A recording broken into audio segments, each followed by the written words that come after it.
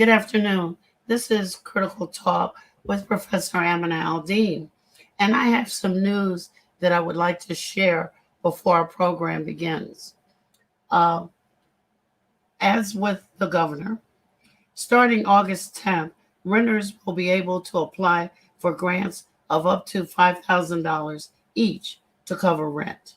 Starting August 24th, homeowners can apply for up to $15,000 mortgage relief grants from the Illinois Housing Development Authority. The $150 million excuse me, emergency rental assistance program is expected to help about 30,000 people. Please get in there. It's ihda.org. Thank you. This evening's program is a continuation of a bit of a training about uh, uh, what do we want to call it? All of the things that have to do with inclusion, things that have to do with equity, things that have to do with our implicit biases. With Dr. Harry Lewis, who is the founder of Connoisseur Development. As you know from last night, she works in a variety of venues, but I want to make sure we get the most of her time tonight. And so I'm going to welcome Dr. Lewis and have her just do a little bit of a recap from last night. Thank you so much, Dr. Al-Deen. Again, it's my honor and pleasure to be here with you in this space, speaking about something that's very important in this time, in this country, and with our relationships with our neighbors and our colleagues and our coworkers and our friends and everyone that we come in contact with. I don't see the screen up. There we go. Okay, wonderful. So yeah, last night we were talking about equity and Renaissance development. This is an area that we focus on as it relates to corporate social responsibility, and we provide diversity, equity, and inclusion training for groups, for corporations, for small groups, and we can provide them for massage and other places. And so we're talking about equity, and as many people know, equity is defined as just and fair inclusion into a society in which all people, immaterial of their race or ethnicity, can participate, prosper, and reach their full potential. However, that's still elusive for many people because we said that, diversity, equity, inclusion, oftentimes our companies and organizations get to diversity and inclusion. We've hired some Muslims, we've hired, some African Americans and some folks from Latinx community, but we don't get to the equity. And so when we think about equity, Renaissance development, we define equity, or we utilize this acrostic for equity: economics, quantitative, qualitative, uniformity, inclusive, transparent, and youth. And we utilize this acrostic as a way of thinking and talking about equity, and as far as how we should be doing equity. It's more of we're utilizing equity acrostic as an action word. And let me see here. I think I need to change over a little bit here. All right, so the first word I'm just going to go there. So we went through economics, and economics is everything. So when we're thinking about equity, we must think about money, because we can't change and move the needle forward for families in order to further equity unless we're furthering salaries, and unless we're furthering opportunities. And all of those opportunities are created as a result of economics and people receiving more opportunities to generate wealth. The second word or words in our acrostic is quantitative, qualitative, meaning research, meaning collecting data. It's difficult and really impossible to understand the gaps in equity, and if we're making any movement towards greater equity, unless we're measuring and unless we're collecting the data, the quantitative and the qualitative data, to understanding where there are gaps in healthcare, and income and housing and education and other social and economic factors. The third word in our acrostic is uniformity. That's the word that we use to reflect fair and just society. And in this slide, last night we talked about it's difficult when we're talking about specifically racial equity, You can't talk about furthering equity without talking about justice. And at present, we know that justice is not equal. It's not equal in this country, because if it were equal, if it was equal, then we wouldn't have the challenges that we have right now in society, when you have 1 in 3 Black men have some encounter with the justice system in his lifetime. And so when you have that level of injustice, you have a lot of the disparity as a result of that. And so that, speaking about justice specifically, is important, and doing things to improve justice in society is necessary to further equity. It has to be front and center. And then the final word that we talked about yesterday was inclusive. And we're talking about, inclusive. Inclusive is a word that we do understand. Sometimes it's challenging to get to inclusive, or inclusivity in organizations, on boards, in schools. But basically, we talked about one way of thinking about diversity and inclusion is to think about a dance. And you have a party, and you're invited to, so you have this party, and when you're invited to the party, think about that as being diversity. Diversity is when you're invited to the party. Inclusion is when you're being asked to dance. And equity is when you have the ability to pick out the music, when you actually have some level of power and decision making. So we do want diversity, and we know that statistics have shown diversity makes community stronger. It makes organizations stronger, because there's a variety of opinions, there's a variety of opportunity to connect to different people, and to move organizations further.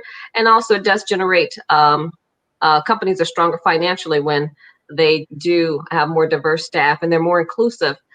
They create a space of inclusion of ideas and decisions.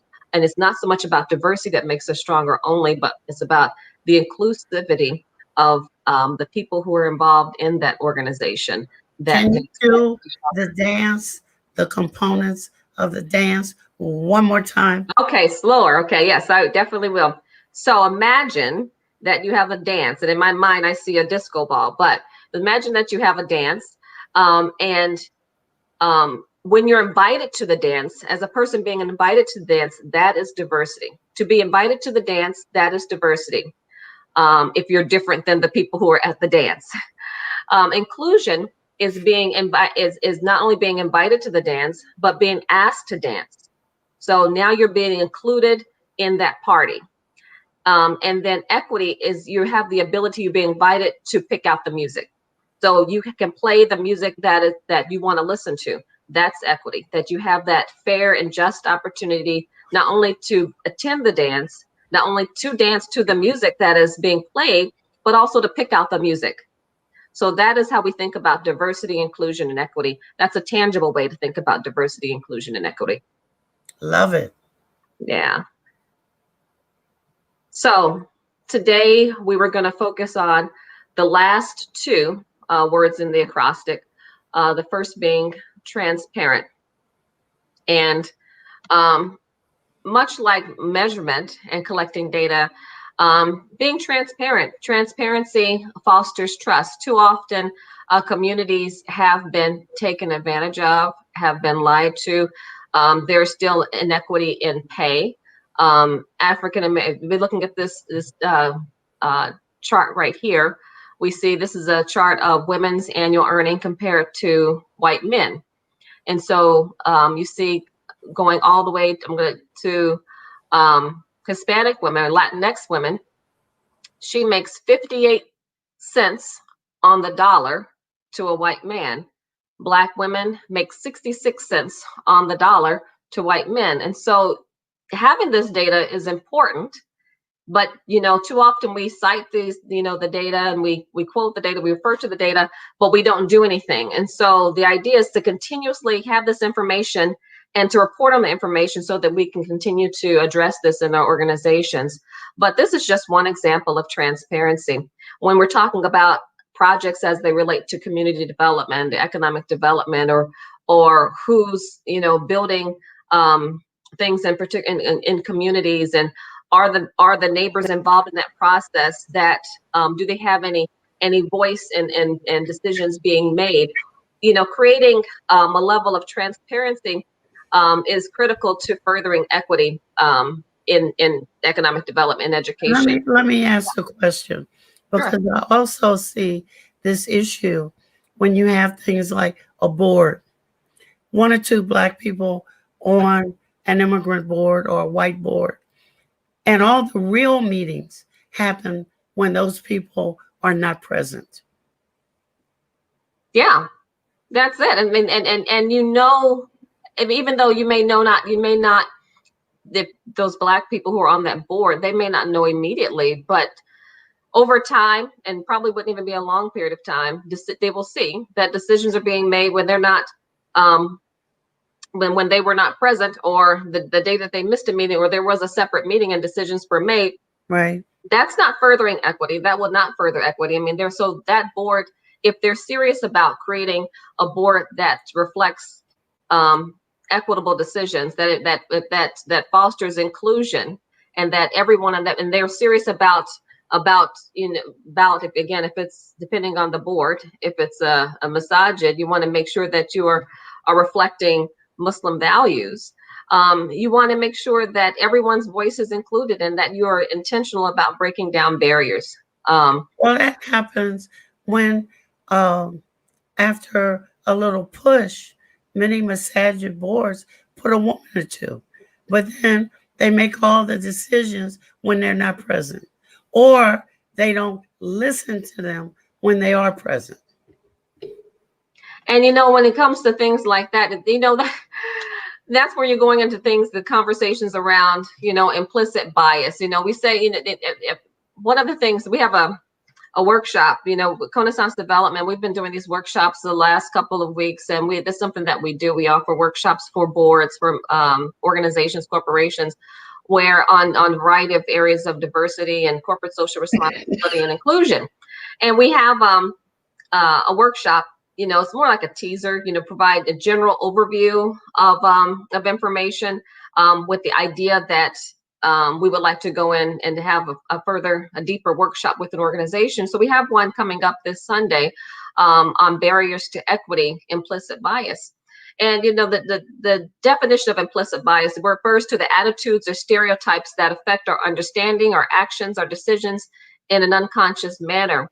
And sometimes people will say, honestly, they will say that women have an equal voice. Women are equal to men. I support women's rights and women's voice and women's agency.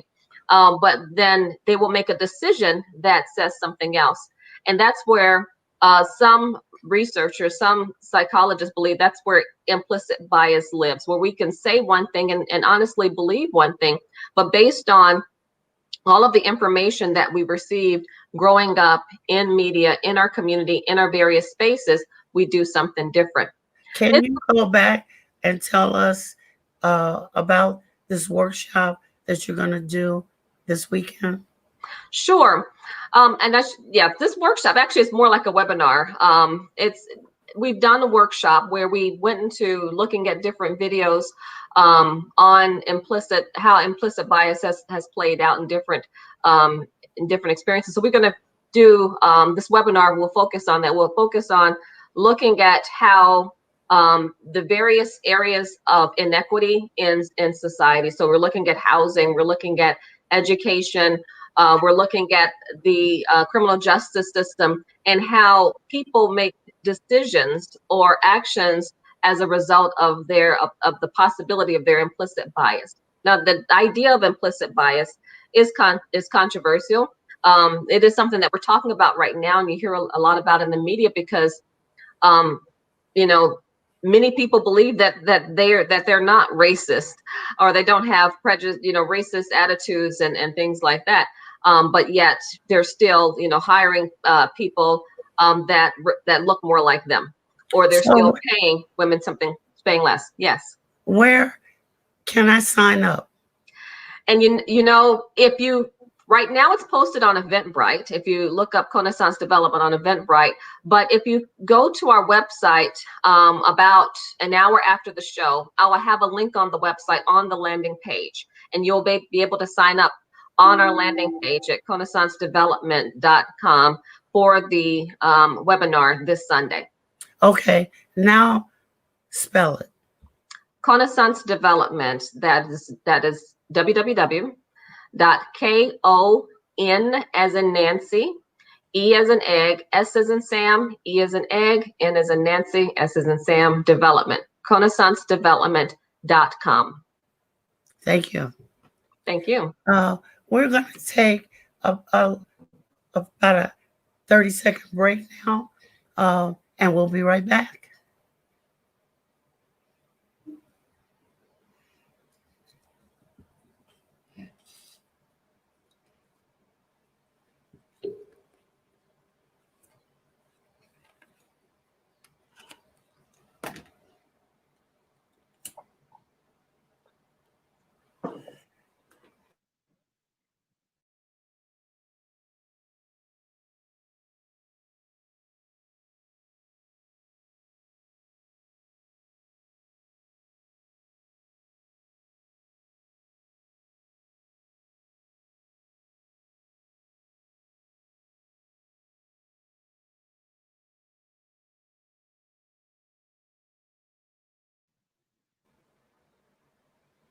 We are back, I think.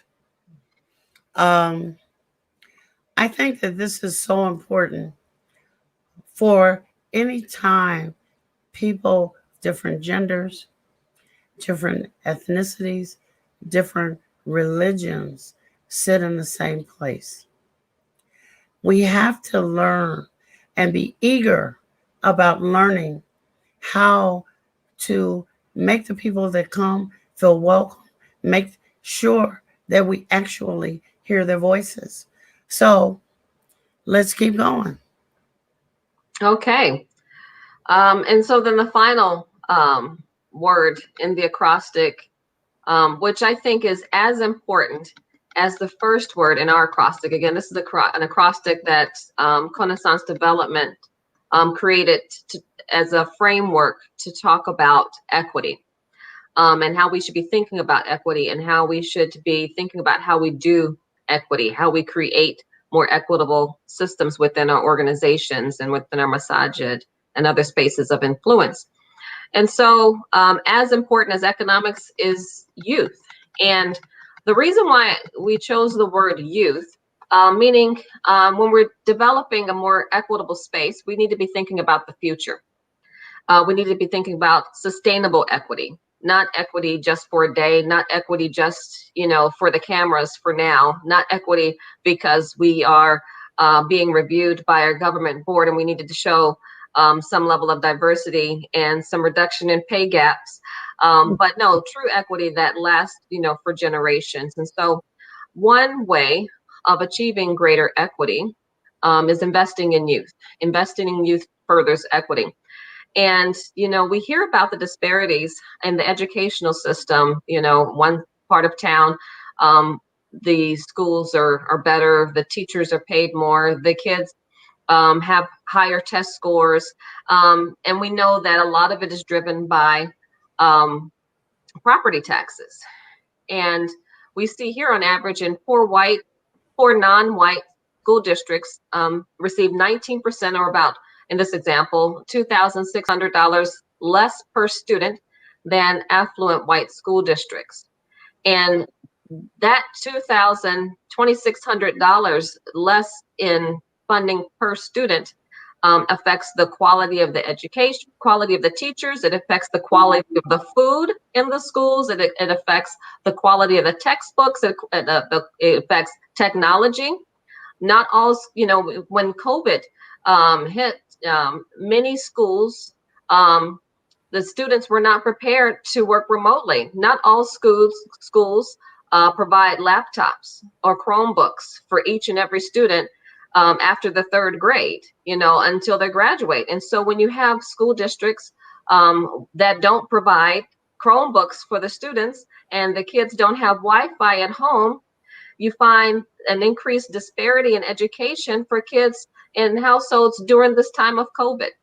And so things like that, just again, $2,600 less per student affects a lot when it comes to furthering equity. And that's just one example.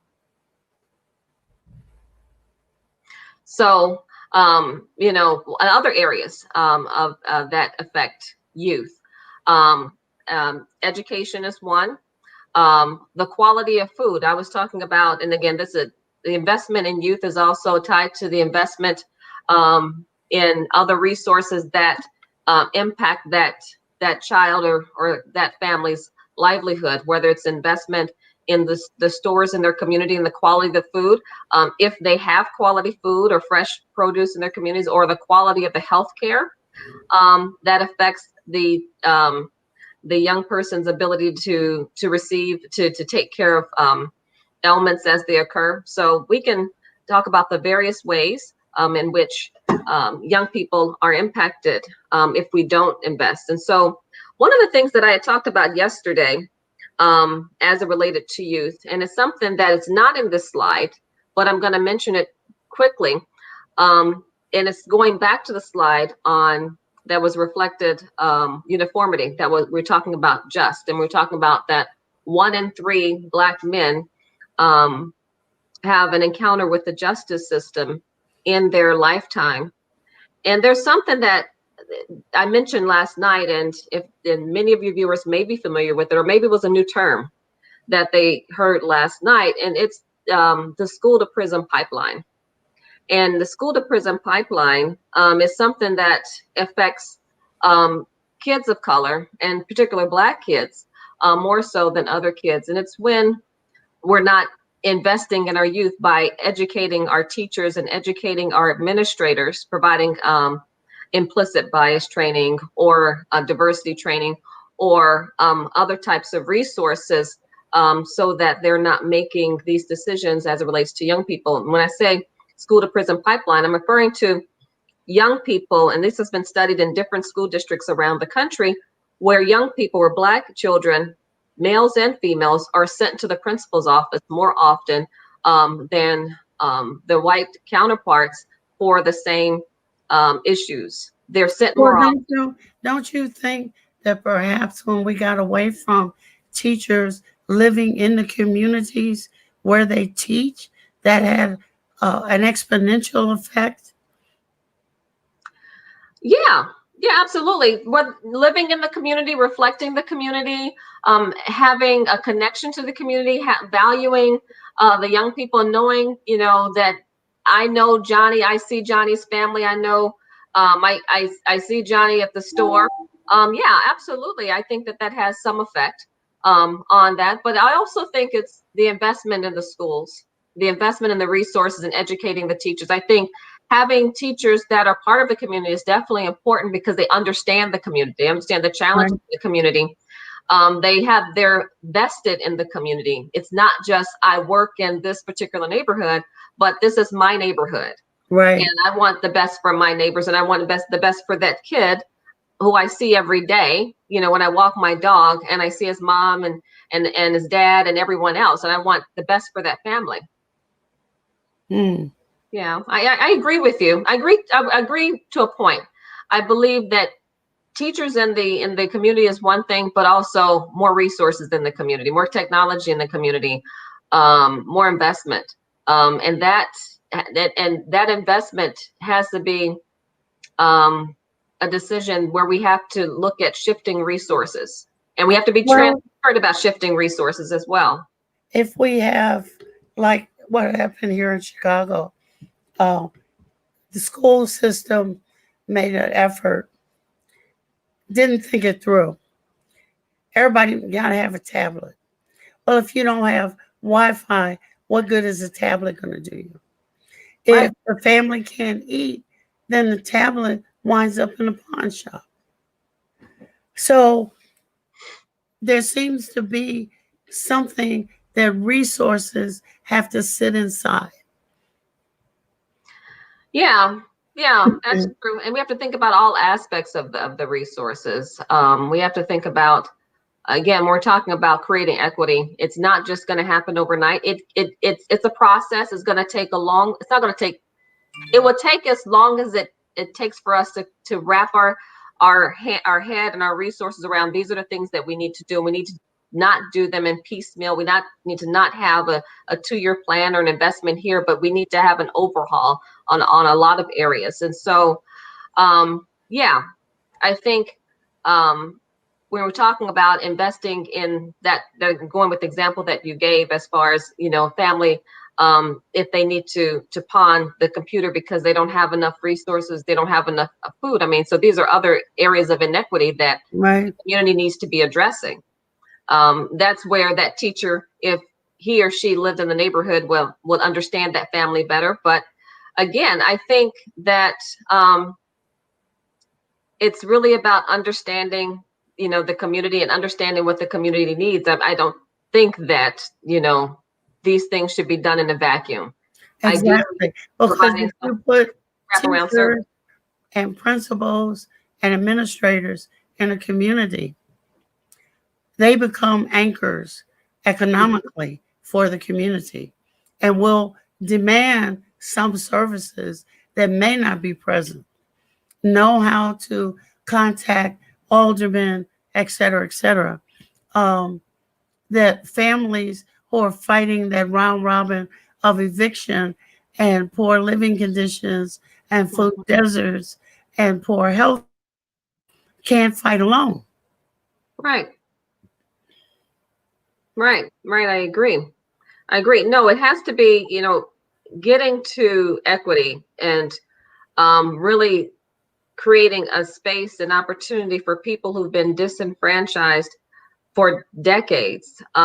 It's going to take, a major shift. It's going to take a seismic shift in order to move people's lives towards equity.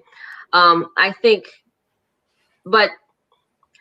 sometimes we get stuck in the idea, and this is my opinion, we get stuck in the idea that it's someone else's problem, that they'll figure it out for themselves. And it's true. I mean, there's nothing wrong with it. I think it has to be a both and solution. Yes, we have to take care of our own. We have to, identify ways in which we can work together as a community and create avenues and pathways towards entrepreneurship and towards increasing relationships within our community to further livelihoods. But at the same time, it requires also external support and external shifts in resources. And I think we have to get to a point in society where we realize that we don't have to hoard all of the resources in one area, that we can just, and I'm not talking about some different type of political ideology or different type of political system. I'm just talking about making sure that the resources are shared in a way where people can still grow and develop and have profits, but where they can also further people's lives. And I'm gonna stop right there. I can go on and in a particular direction, but the reality is there are enough resources, I believe, for everyone, and it's a matter of thinking about them differently. And it doesn't have to take a long time. Sometimes I talk about the period of Reconstruction after the period of enslavement, and there was a period for 10 years where investment, it wasn't perfect, but there was an investment in economic development. There was an investment in education and in healthcare. And some communities, some Black communities around the country began to flourish. And then that was also the time period when the Ku Klux Klan was established. And those towns and cities that were adjacent to poorer white communities were burned to the ground. And then the president shift and those resources ended. And that was the period right after people being enslaved. And then we had these decades of Jim Crow laws and all of those things subsequent after that. So these ideas, it's not, sometimes people feel that it's going to take, another century or 300 years. No, it doesn't need to take that long. We just need to to commit to the change. We're in a space right now where people are wanting to do something. People are, people are wanting to do something, but they don't know how to. But it's not impossible. We just need to move in that direction. We need to move in that direction and start thinking about our resources differently and how we connect to people differently, how we see our existence, our growth is definitely dependent on your existence and your growth. And so we just need to get to move in that direction. Okay, we're going to take another break. And when we come back, I want to discuss how do we use those resources differently than the other 50 times that we've messed them up.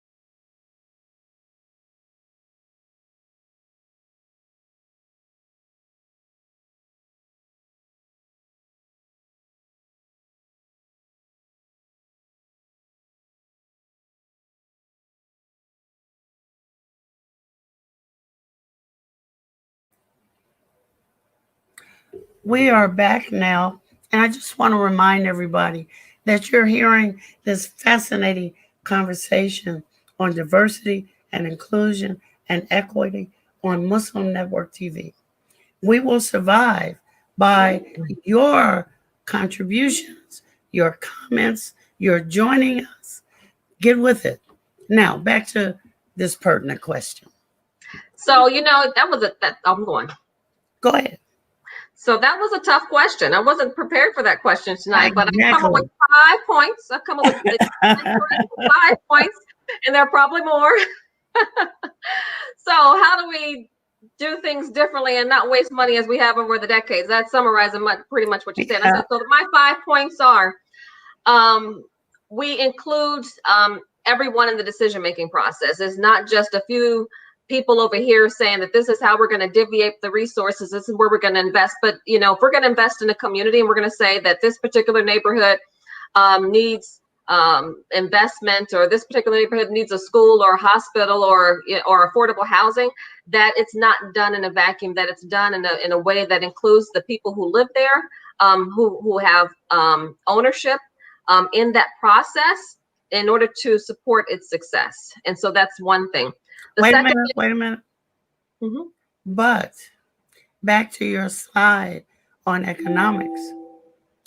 If you're living in apartments, you don't have an understanding of your tax dollars doing X, Y, and Z. That comes with ownership, right? It comes with ownership, but everyone who's living in an apartment building, there are many people who live in apartment buildings who do not have ownership, who are quite educated.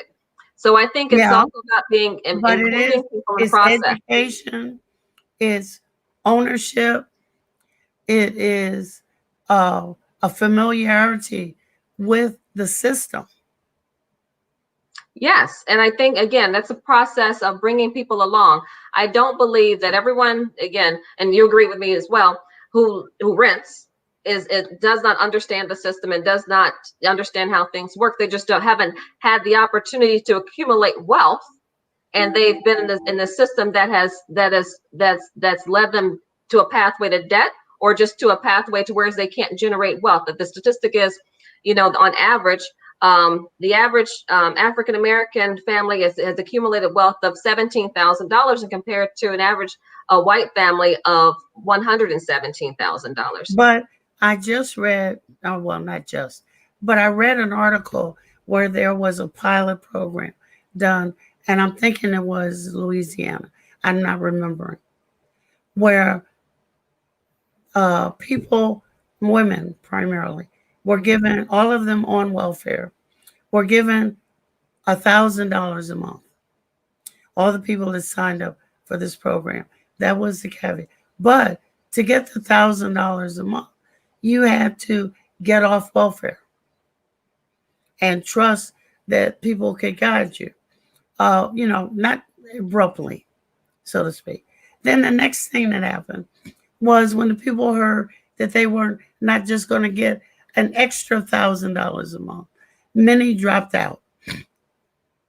Then Mm-hmm. people realized that these folks had no sense of saving. None had bank accounts. None um, knew how to shop for the best nutritional food at prices where they could stretch that food dollar longer. Another black woman stepped in and she put a program to teach them financial literacy, along with some other things. But she asked the question, why are you buying your children new clothes at top dollar? And she said, because the woman said, because the people will see them and think I can Mm. afford stuff. That's a mindset.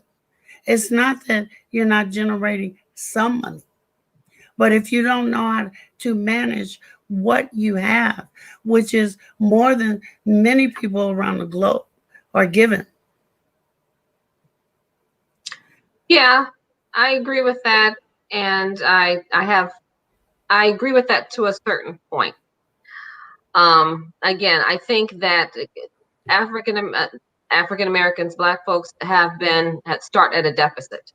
So their management of income for some people is a challenge, but I don't believe there's a challenge for everyone. And also it's a challenge in lack of resources, lack of opportunity, and systems of oppression that exist that create challenges for the family. And you brought up your example actually touched on my points 2, 3, and 4, because I was going to say the next three areas are investing in women, investing in education, and investing in entrepreneurship. Um, and and so again, investing in educational programs for women, both women and men, but definitely investing in women. Women have you know statistically shown to men have been able to manage resources. Not to say that men can't, but statistically shown to be able to manage resources and stretch the dollar a little bit further. I don't want to go down the gender line. I don't like to go down that gender line, but investing in women, and then also investing in entrepreneurship. And And it's sometimes, investing in a family. yeah, women have statistically shown that she will spend money, her last dime, on her family Right. before spending it outside of the family. And so, Right. yeah, so investing in women and the educating women on how to, for those women who struggle in that area, even though she's starting off, with a shorter stick or shorter opportunity, educating her on how to manage the limited resources that she has, and then also having her to think, for those who can, depending on the resources, to think outside of just if there's an opportunity to be an entrepreneur, to build businesses within the neighborhoods, within the systems, within the communities, because there's been so much disinvestment in many of these communities, and lack of resources. There again, my 2, 3, and 4. The 4 would be investing in entrepreneurs to bring life back into these disinvested communities. I think in one of my workshops I had this, I like to throw out this dream of taking, of billionaires investing, $500,000 or so much, 50 or $500,000 into a particular community, and every family gets this. And what does that look like? If so much money was invested in a neighborhood where houses were paid for, education was paid for the kids, and if people were given seed money to start businesses in that community, what kind of transformation could occur if people actually had resources to transform their neighborhood, like real resources? Well, Is it possible? wait, whoa. If you're gonna give me every damn thing, I then agree I with don't have any incentive to do for self. This is the None. conversation we had before. I think, yeah, I think I Yeah. had a conversation with you. I am not a proponent of welfare forever. I agree Somebody with else you. taking their hard-earned money and investing in me, and there be no conversation about return. I agree. I don't believe in long-term welfare. I definitely believe in investing stuff, but I also believe that people need an opportunity. Part of the lack of generational wealth is because people did not have any opportunity. People didn't have a house that was fully paid for, passed down to them, to whereas they could have, taken a home equity loan to start a business and then build from there. That resource didn't exist, and so an opportunity to have some seed money to start a business, or some seed money, or a scholarship that pays for my son's education, so that he's not worrying about student loans when he gets out of college, and then he has seed money to start a business in the But neighborhood. why don't, the rubric used to be get a scholarship. There aren't If you have to take out a bunch of loans to go to school, then it might be that you work while going to school, like many in the Black community have for generations. You appreciate the education more. But I don't get this. Somebody has to pay for me. Or, oh my God, I can't work and go to college. I agree with you. I agree with you. Where are these I'm just notions? saying that I'm going to jump from poor to upper middle class overnight. Yes, I didn't say poor to upper class, but definitely one can go from poor to middle class overnight.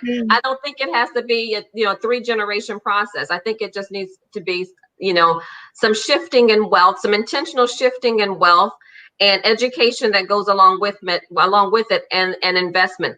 And then the last point in that question, that was a brilliant question to talk about today. The economic development piece is investing in communities, and incentivizing investment in communities, because we're talking about communities that have been disenfranchised for decades, and crime, and lack of resources, and old buildings and things like that. You have to incentivize with transparency, with community oversight of the development, so to ensure that it benefits the community and that the community is involved. And I think that there's some, but there's not enough. There's not enough of intentional, concentrated investment in communities in order to transform them. But the Amish get out and build their own houses. It's fine to build buildings. What happened to transferring skills? I agree with that, but the Amish are in smaller communities. We're talking about inner cities, urban areas around the country. I mean, there was a time, again, we can talk about post-Reconstruction. The population of African Americans was smaller. This was also pre-industrial era. So now we're in communities, where there are hundreds of thousands of people in neighborhoods where there is, massive disinvestment. And so even though you may have a family or a network of people who can do for self, who can grow food, who have skills to transfer to other people, the disinvestment and the damage, the generational damage that has occurred, we have to do more. I'm not saying that we shouldn't do for self, but I don't think that we have to exclusively do for self. That I've never been the type of person to think it has to be either or. I think that we have to have a both and comprehensive solution that addresses all areas of inequities. And we need to be intentional about it. I kind of get it. I'm thinking of the model of the nation where do for self was the motto, and they didn't look for anybody outside to till the land, to grow the soil. They did collectives, which bought the property. They passed down skills. And I don't know that living in this polarized world, anybody wants to give up their money again. When I think of all the money that's been thrown into, I forget the name of the section of town, Black sections of town, millions, hundreds of millions of dollars. The community still looks the same. Because it wasn't the money wasn't transparent. There were people who were only in it to receive the benefits, the tax benefits. the community was not involved in the development. There weren't any jobs created. There weren't any entrepreneurs created. That's what I'm talking about. We're talking these the investment was not an equity. It was not with a vision of equity. It was not with a vision of changing the system so that we can create we can improve livelihoods, whereas we can create a balance of equity. And so I think that you can still have investment, but you have to shift the way we go into it. I agree. That's it. Yeah. So how are we, in every poor community, people get targeted. Ministers, imams, uh, thought leaders get targeted, and they become the I don't want to say doer ends, but doer ends of the community. Because when they finish pocketing all the money, there's nothing left for the community. What do you mean by that? Could you say that again? Um, in talking with people, I'm not from Chicago, but in talking with people around Chicago and Philadelphia and Milwaukee, the ministers, the imams, who else is there? Political leaders get richer. The communities stay the same. Yeah, that's because people and elected officials are investing into saviors. And again, we need to get beyond that. We need to invest in the community. We need to invest in the people, and we need to create a coalition of multiple people in that neighborhood, not just that quote unquote leader in that community. And that's, again, has been a historical problem, especially when it's come to the Black community. And I think we just need to do our development differently right now. And I think we're in a space right now that when we have the opportunity to create opportunities for investment, we cannot make sure that we cannot specifically support this particular community development initiative that's run by this particular organization or this particular church or this particular mosque. It has to be something that's spread out throughout the community with different leadership, with different partners working towards the same Right. goal. That sounds more doable, and hopefully we will get some other models. Because I think one thing that is left out is that there are many, many more poor white people than there are Black people. Well, there are statistically, yes. They're sometimes getting the other balance of that equity, but still living in trailers, still homeless, etc. We're screaming for somebody to do for us. But the model you're talking about is one where not only are we meeting you halfway, we're asking for something. We want to be held accountable for it. And we're going to show you a product. Yeah, I'm calling for a partnership. I don't think we've done economic development historically as a partnership between the community and the investors. And I think that that's the direction that we need to move in as far as this, if we want transformational change across the country in urban areas. Yeah, the other thing that I wanted to go back to was entrepreneurship. The pandemic shut down many entrepreneurial opportunities. Many people, not many, but you know what I mean, a significant number of people went into debt because they tried to do all kinds of entrepreneurial things, working from home, buying stalls in large buildings. They tried to be entrepreneurial and got kicked. Yeah, during the pandemic. Yeah, it's Yeah, still because there weren't any other opportunities. You had to do what you could because because we're in this space. Yeah, entrepreneurism, it's risky, yeah, but also it can be rewarding. yeah, We were talking about doing for self. I mean, everything that we do is a risk, and we just, again, the most successful entrepreneurs, the most successful businesses, you start, you fail, you start again, yeah. and we If just have you to continue to survive, support each other in that second chance. if you survive. Let me If you give survive. you the last 2 minutes to tell us everything you need for us to know, because I'm coming on Sunday. Okay. Well, thank you again for this opportunity of being on the show again to talk about equity. And to talk about Connaissance development. So, as far as participating on the webinar, participating in the webinar, viewing the webinar, it will be on Sunday at 2 p.m. If you go to Connaissance development, the Eventbrite link will be there within the hour. Check back in an hour, and I'll definitely have it up there.